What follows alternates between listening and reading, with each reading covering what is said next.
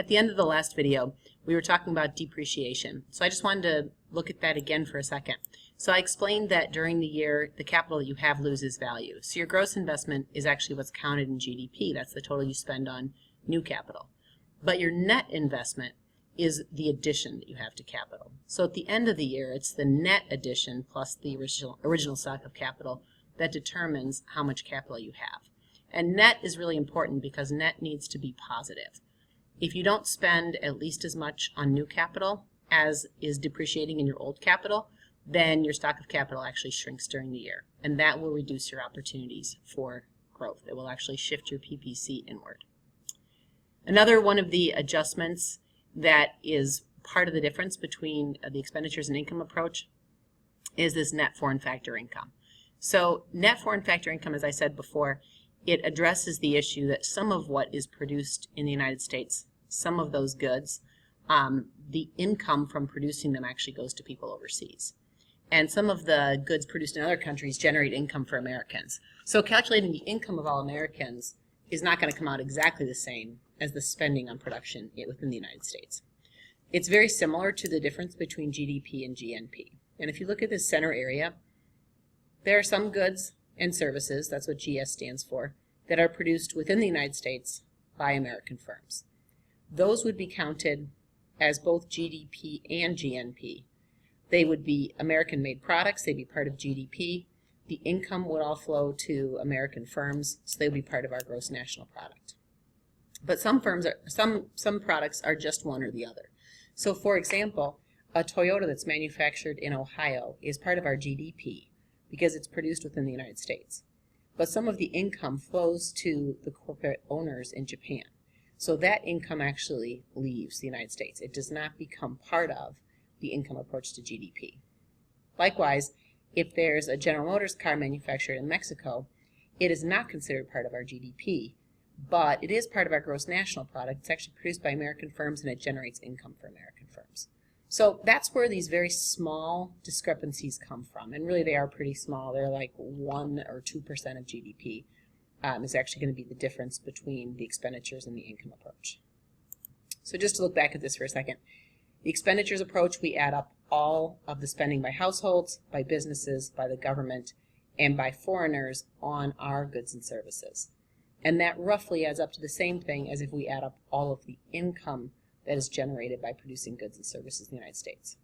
The only differences are depreciation, because that's money that is being set aside for replacement of fixed capital, but it's not actually becoming income to someone this year. Indirect business taxes, because they go straight to the government, and net foreign factor income, which is accounting for the fact that some of the income is leaving and more income is coming in. Okay, so what about GDP? GDP is really useful for showing us how much output our economy produces, how many goods and services. We can use it to determine whether or not we're in a recession, right? If GDP is dropping, that's not good. If it's expanding, then we're probably in a recovery or expansion. But GDP isn't good for a lot of things. It's not good for showing us international comparisons. If you look at, for example, Mexico and Canada, which one has a higher GDP? It's Mexico, because they're a bigger country, they have more people. So it doesn't really show us standard of living.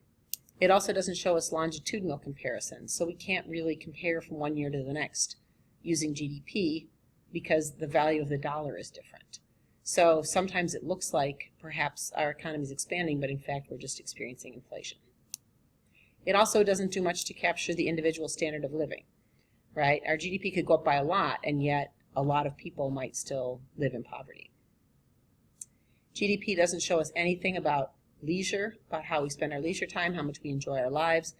Really, the more we work, if we all worked 60 to 80 hours a week, our GDP would go up, right? But we'd probably be miserable. Same is true for the environment. If we cut down all our trees, it would improve our GDP, right? But it wouldn't necessarily improve the standard of living or the quality of life in our country. So there will be some other measures that we're going to look at, in particular per capita GDP, real GDP, and something called the Gini coefficient.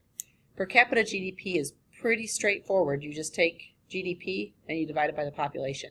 And that is, of course, much better for comparing GDP between two countries. For example, China has a bigger GDP than Japan, but Japan has a much higher per capita GDP because it has a much smaller population. So GDP divided by population is per capita GDP. Real versus nominal GDP, when we talk a little bit more about inflation, we'll talk a little more about this, but basically everything we've been discussing so far is what we call nominal GDP. It means we're using current year dollars. We haven't attempted to adjust for inflation. When we want to pull out inflation so we can make longitudinal comparisons and see, well, how much did our economy really grow between 1995 and 2015? We have to account for the change in the value of the dollar. And we do that by using a price index to adjust our real GDP. We'll come back and look at how that's done later. The last one is the Gini coefficient, and this is a number that is calculated to represent income inequality, the degree of income inequality. So I'm going to show you that one real quick, and then we'll be done for this week. So this is a quick look at the U.S. economy, and I'm just going to explain how this curve, which is called the Lorenz curve, works.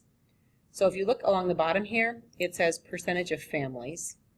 Okay, I'm going to move that down a little bit. This is the percentage of families, and this is the percentage of income. So if we had perfectly equal distribution of income, the lowest 20% of families would have 20% of the income. And as we move along, this is cumulative. So the lowest 40% would share 40% of the income.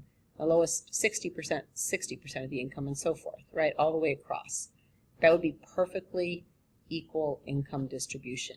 Every fifth of the population, every quintile, would have a fifth of the income.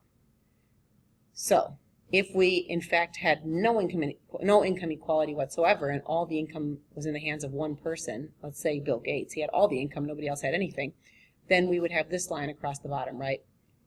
The bottom 99.999% of families would have 0% of the income, and just one person here, right, would have 100% of the income. So this is complete inequality, right? And this line is complete equality, so you can see that triangle. The Lorenz curve plots the actual distribution. So I believe this data is from like 2004 or something, but the lowest 20% of Americans had about, 5% of the income. If you group together the lowest 40%, it went up to about 15% of total income.